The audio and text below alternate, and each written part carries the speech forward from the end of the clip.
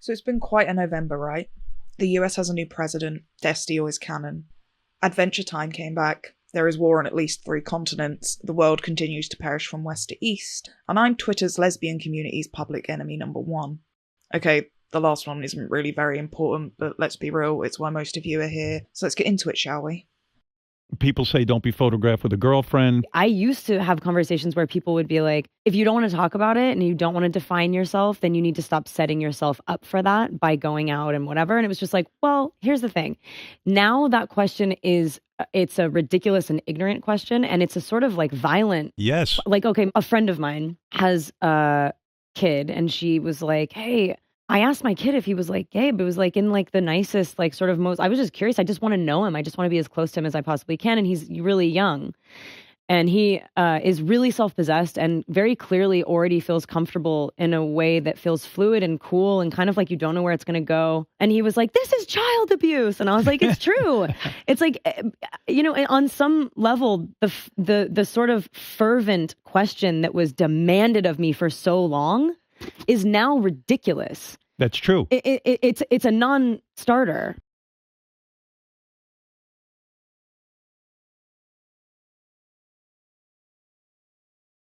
Okay, so our story begins a few months ago, when I began to see a PDF appear in some of the sapphic online spaces I secretly hover in. The PDF being referred to as the lesbian masterdoc. After seeing it appear a few times online, usually posted by someone bi, with some sort of, "Welp, now I'm confused" caption, I decided to check it out. And yeah, I truly hated almost every moment of the experience. 30 pages of "you might be a lesbian if" later, I was truly spent. I was tired. After having seen the doc touted as some sort of bastion of lesbian truth online, after reading it, even I felt briefly for a moment as if I had made up 30 years of understanding my identity.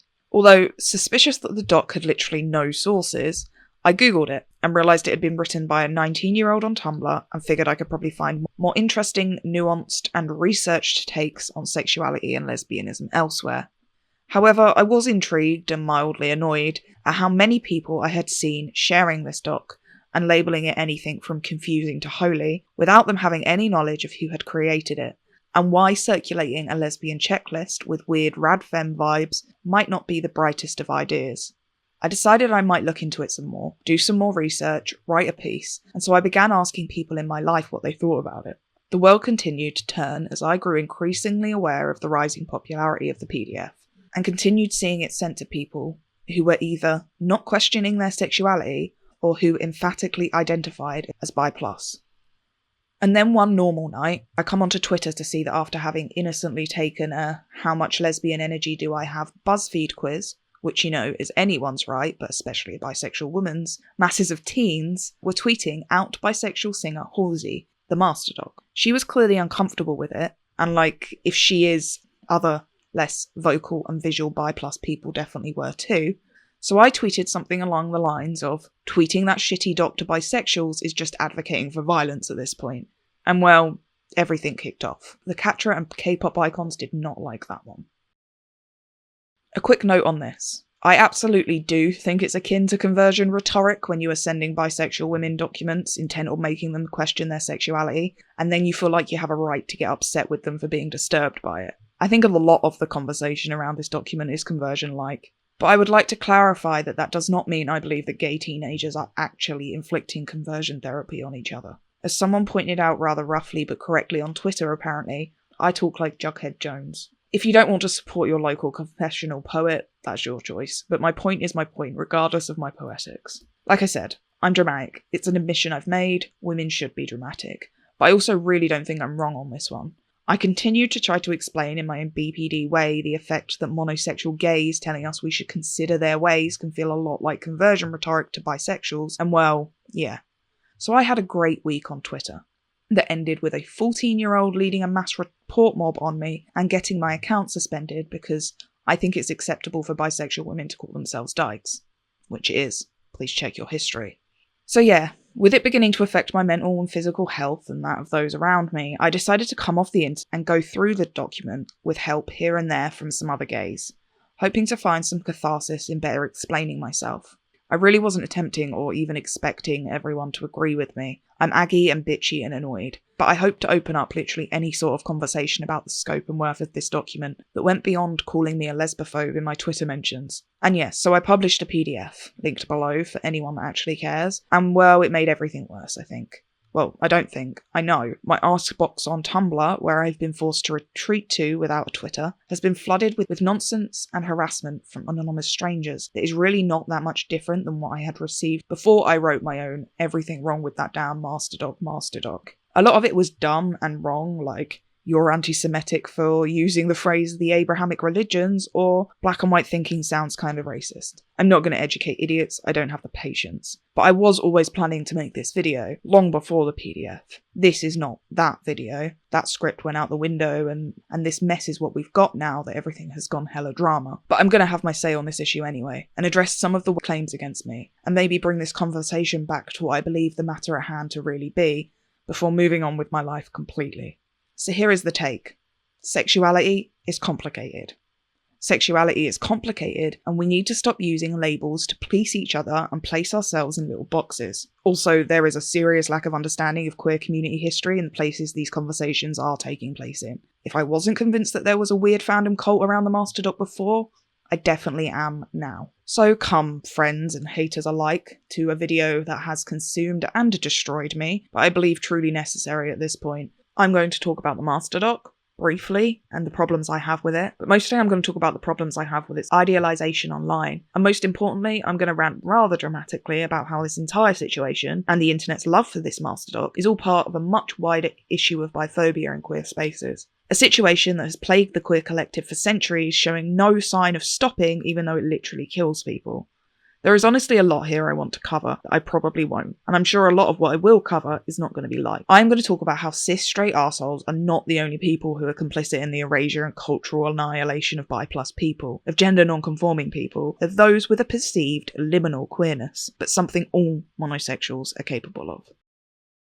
The first investment monosexuals have in bisexual erasure is an interest in stabilising sexual orientation. The component of that interest, shared by both straights and gays, is an interest in knowing one's place in the social order. Both straights and gays value this knowledge because it relieves them of the anxiety of identity interrogation. Straights have a more specific interest in ensuring the stability of heterosexuality because that identity is privileged. Less intuitively, gays also have a specific interest in guarding the stability of homosexuality as the predicate for the immutability of defence, or for effective political mobilisation. Bisexuality threatens all of those interests because it precludes both straights and gays from proving that they are either straight or gay. This is because straights, for example, can only prove that they are straight by adducing evidence of cross-sex desire. They cannot adduce evidence of the absence of same-sex desire, as it is impossible to prove a negative. But this means that straights can never definitively prove that they are straight in a world in which bisexuals exist, as the individual who adduces cross-sex desire could be either straight or bisexual, and there is no definitive way to arbitrate between those two possibilities. Bisexuality is thus threatening to all monosexuals, because it makes it impossible to prove a monosexual identity. Professor Kenji Yoshino, Chief Justice Earl Warren, Professor of Constitutional Law at New York School of Law.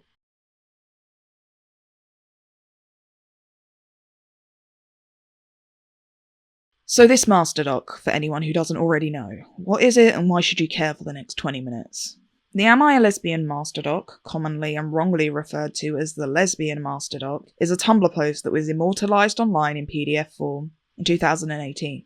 A Tumblr post written by a 19-year-old in the space of a day discussing her own personal feelings and judgments in regards to lesbianism. The document contains a lot of personal feelings, misquoted queer theory and ideas, and some strange rhetoric, in my opinion. Specifically, a lot of rhetoric implying how compulsory heterosexuality is an exclusively lesbian experience, and things like, if you want to have sex with men, you might be mentally ill, and wanting to peg a man means you might be a lesbian. There are a lot of pick lesbianism, political lesbian vibes in it too, and some weird language used in regards to trans people. It centres a lot of its ideas through a teen lens as well, as also being very influenced by Adrienne Rich's work, without ever mentioning her name. So it's pretty bad, but it would have remained fairly harmless on Tumblr if not for two big reasons, and many little ones. These two main points, in my opinion, are 1. The writer specifically addresses some sort of audience in her post who is essentially a teenager questioning their sexuality. This is an issue because the masterdoc takes teen queer girl experiences and misrepresents them as lesbian, meaning a woman who likes other women but isn't attracted to men. Number 2. The masterdoc was immortalised online and has been read by thousands of young LGBT people, specifically girls. It has then been used to abuse and harass other queer women online in a multitude of ways, whilst leaving others full of some sort of dogmatic righteousness in how they think lesbians and lesbianism should present and exist. The masterdoc itself tends to be shared around Twitter and TikTok, through PDF and video form. Every time a young girl on one of these sites seems to be questioning their sexuality, another comes along to hand them the masterdoc, regardless of their identity or whether or not they asked for it. Again, none of this seems hugely sinister on the surface, but it gets there real quick when you realise that this document is being, for lack of a better word, worshipped. Just searching the phrase masterdoc on Twitter will provide thousands of results, and so-called news sites, from Vice to the damned Daily Mail online, have covered the masterdoc's rising popularity in online spaces. There seems to be no part of the gay internet that hasn't been penetrated, pardon my phrasing, by this document at some level. As I said previously, after talking about how it's a little conversion-like to be sending bisexual women checklists intent on making them question their sexuality, I decided to go through this shitty masterdoc with a fine-tuned comb myself and pick apart everything I hate about it.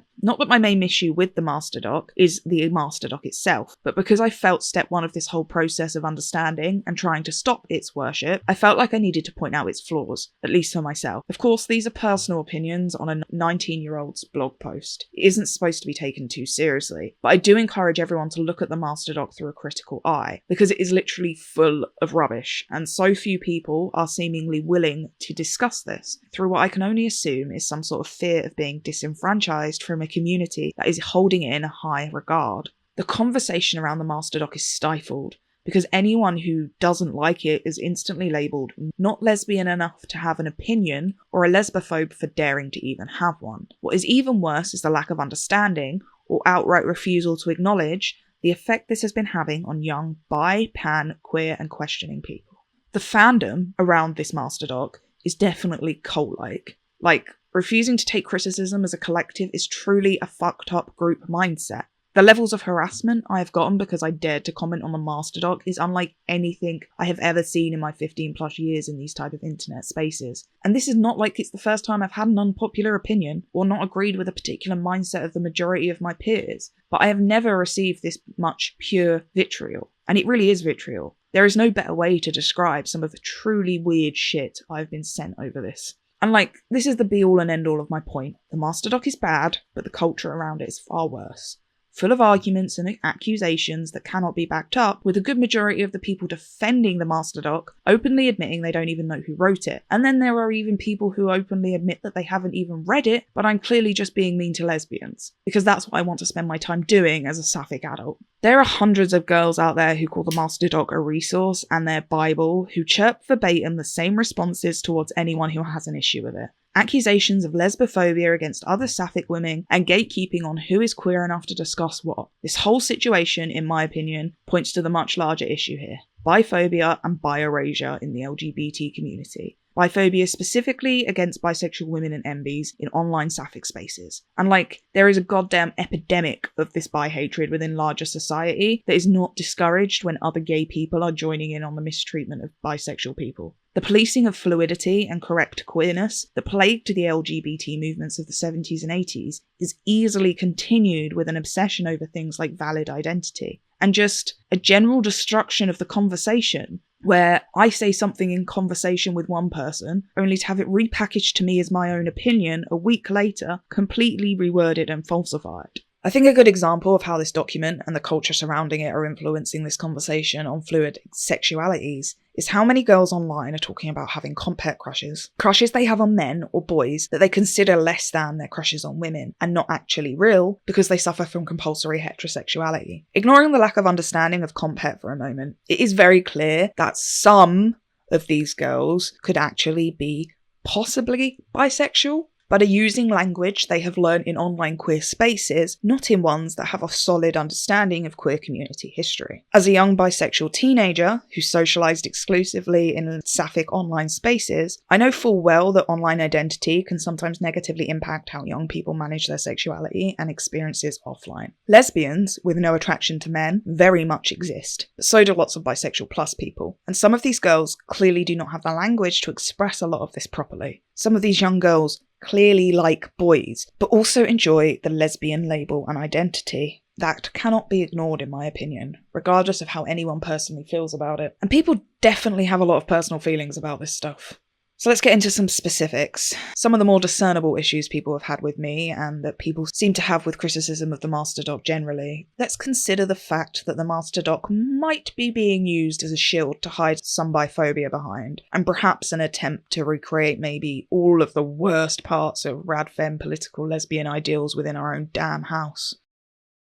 Number 1. The masterdoc is written for lesbians, by lesbians, so to criticise the doc is lesbophobia.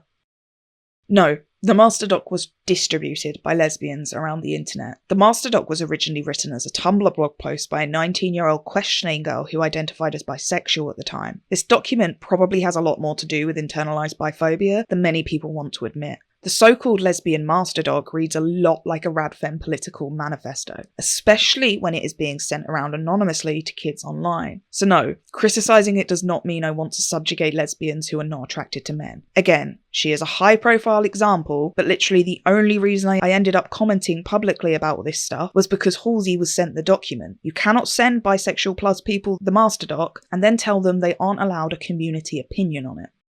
2. You are a lesbophobe. By this definition above, as a sapphic woman myself, no. Number 3. The lesbian masterdoc has had an essential role in the lesbian community. I mean, it was first posted in 2018 and has only been circulating properly within the last year, so that's quite the claim. There are a few translations, but the people that read it are mostly exclusively reading it in English, and most of the people that are reading it are remarkably young. This is not a group that can speak on behalf of all lesbians worldwide. I mean, I would personally argue that Adrienne Rich has had a pretty sincere influence on the lesbian community, but I've got people labelling me a TERF for referencing her existence. 4. It is lesbophobic to imply lesbians can be attracted to men, or it's not biphobic to realise you're not attracted to men. So this point is weird and very specific to some discourse that existed between me and some anons about how it isn't fair to exclude unperfect lesbians and bisexual women from bisexual discourse, but I'll bite.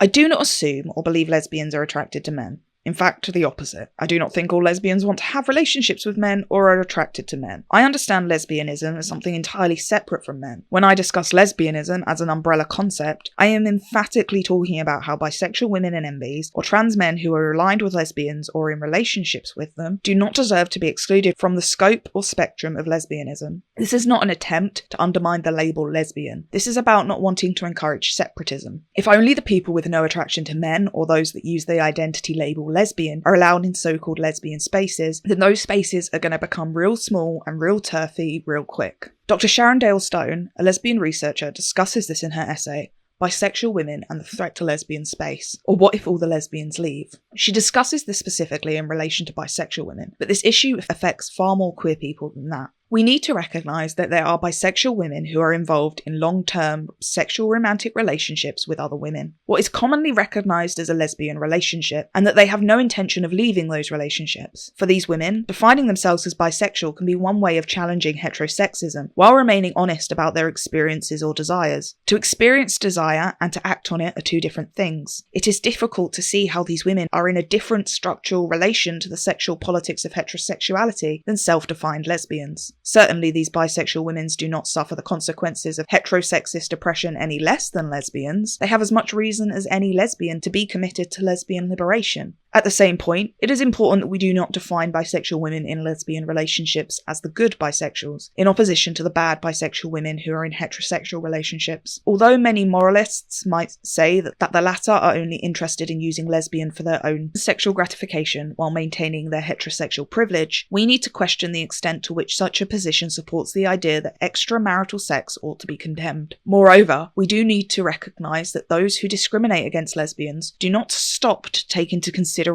a woman's marital status or self-defined sexual identity when they do. And I think her point leads us into the next point pretty well. Number 5. It's not biphobic for lesbians to want their own spaces.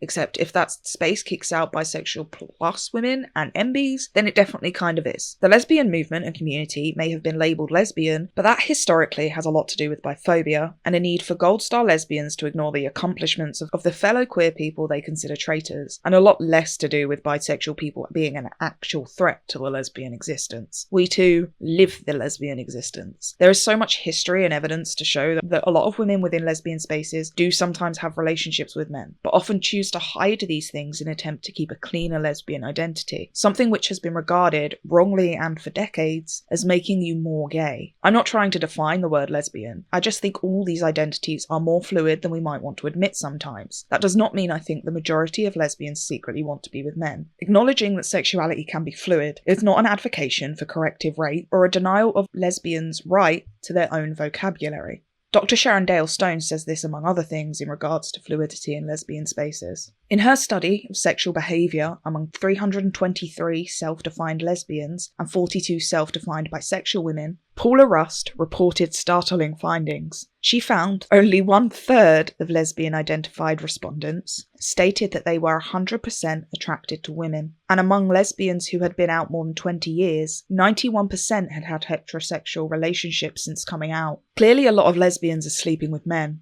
Without suggesting that all lesbians sleep with men, it would seem that the difference between lesbians and bisexual women is that the former group does not publicly acknowledge attraction to men, whereas the latter group does. The book Stone mentions above here is Dr. Paula Rust's Bisexuality and the Challenge to Lesbian Politics, which I will link below and highly recommend. Removing bisexual women and MBs who have given their life to lesbian liberation from the lesbian community does not protect lesbians. It simply makes the lives of bisexual women and MBs less safe when they are forced to navigate hetero communities instead. This is a complicated issue that I don't claim to know enough about to be able to solve, but from what I have seen, exclusionism is not the way to go. Comparatively, this whole conversation reminds me a lot of the pan versus bi argument, a problem that I can't imagine being solved by separate categorizations when unity is the only thing that will stop our actual oppression. 6. Non-lesbians should pay lesbians for having opinions on the masterdoc. This one is obviously ridiculous, but this kind of thing was lauded at me so many times that I'm going to take the opportunity to point out that bisexual people, specifically those that are also trans and are/or also women, are actually the subsection of LGBT identified people who are most likely to live in poverty. For example, a study by UCLA's Williams Institute found that whilst gay men and lesbians had similar poverty rates to their straight counterparts, that bisexual people, specifically women, and trans people had rates of poverty up to 20% higher than their peers in the USA. A study in Ontario found that 26% of bisexual people were living below the poverty line, far higher than any other sexuality-defined group. Less than 1% of America's federal budget for LGBT causes goes to specifically bisexual groups. A study by Rice University, Texas, that studied 400,000 LGBT people found that 42% of bisexual women and 40% of bisexual men were living in poverty. A study by Essex University's Institute for Social and Economic Research presented similar findings in the UK, that bisexual people suffer much higher levels of poverty than not only straight people, but monosexuals overall. Maybe it is you that should be giving me your money. Or perhaps you can go donate to these bi charities I have linked down below that are out there doing the work for bi plus people. All the sources for these statistics are linked below too. 7. Bisexuals just want to be oppressed. Or, why have you got to play oppression Olympics? Or, bisexuals don't experience oppression as much as lesbians.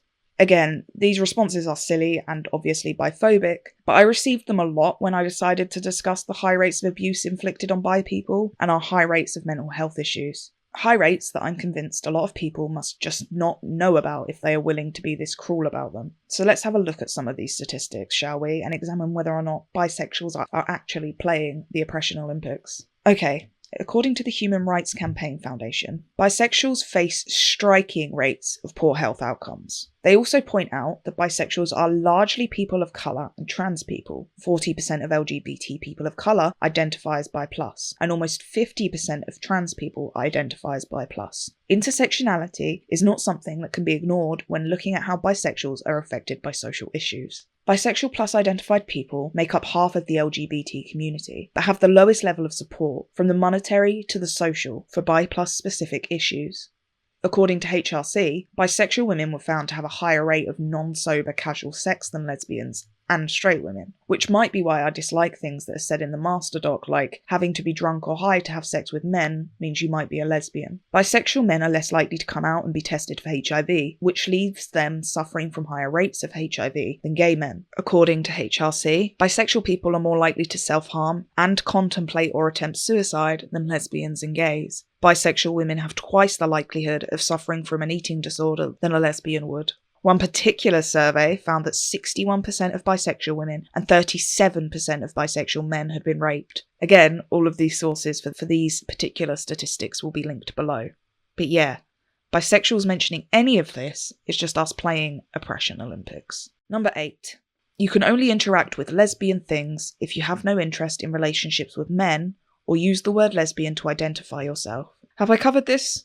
Mostly. But I think it's important to note this excludes so many people from lesbian existence who absolutely have the right to take up this space. Recently, the singer Girl in Red, who is a damn lesbian icon, was hounded on Twitter because although she is a lesbian, she discussed how she didn't like the label lesbian, and people accused her of being lesbophobic for it. If you like the word lesbian, good for you. If you don't like the word lesbian, good for you.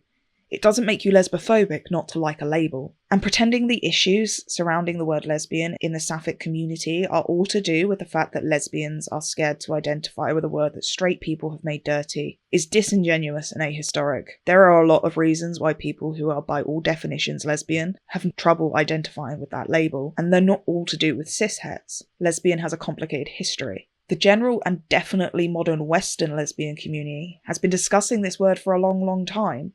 One of the issues that has come up in my discussions over the last few days has been whether or not the word lesbian should mean woman who loves other women or woman who loves other women but isn't attracted to men. And yeah, I don't have any answers, just opinions. These things are complicated, and we cannot exclude people who live our own experiences simply because they name them differently. 9. Trans and non-binary sapphics need more say in this conversation. I absolutely agree and apologise to anyone who has felt like they haven't had a say in this conversation because of their gender identity.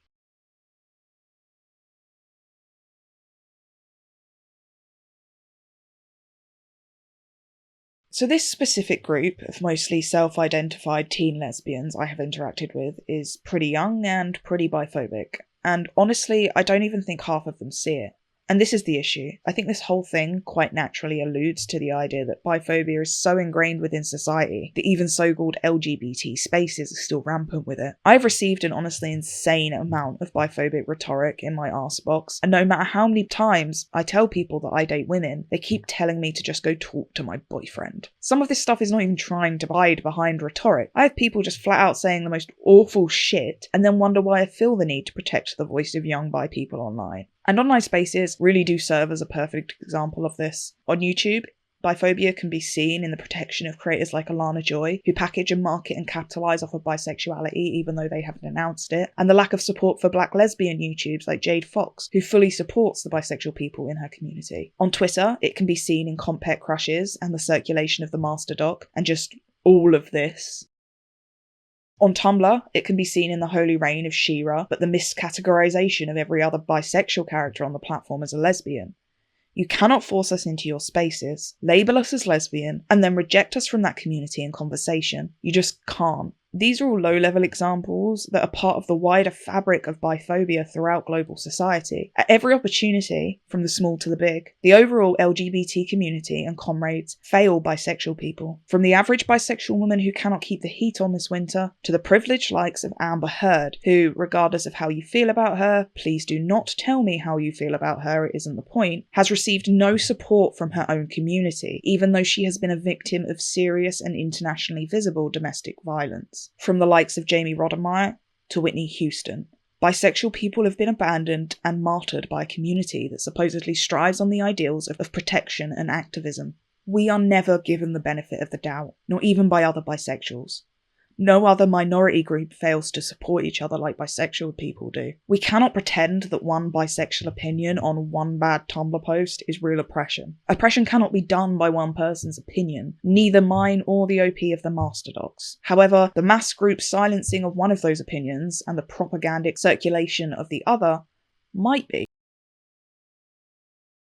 Look, I don't want to tell anyone how to think, which is why I've tried to not overquote anything or anyone in this video. However, I really do encourage anyone who thinks they know how they feel on this situation, either which way, to just read some more damn queer history, to listen to the members of our community over the age of 25 who have genuine experience living a queer adult life, to listen to older lesbian and sapphics who are trying to ensure that we don't make the same mistakes that they did. And because of that, I will get one last quote in, from an interesting collection of essays I have recently come across, focusing on the history of lesbianism and what makes a lesbian, etc., made up of several different academic opinions. All of the pieces are interesting, but one rang particularly true in regards to a lot of what I have been discussing over the past few minutes and the past few days. Nan Boyd, the writer, who is attempting to historically define a lesbian, begins her paper like this. I'm going to start with the observation that the term lesbian is contested. One of the reasons why lesbian is contested is that lesbian history, as a field, often confuses the identity as a container with the community or social form that engages that identity. Historians wonder, does someone have to verbally identify as a lesbian to be part of a lesbian community? Can we call a community lesbian if people don't use that term? I would argue that lesbian history is actually the history of an idea rather than a group of people.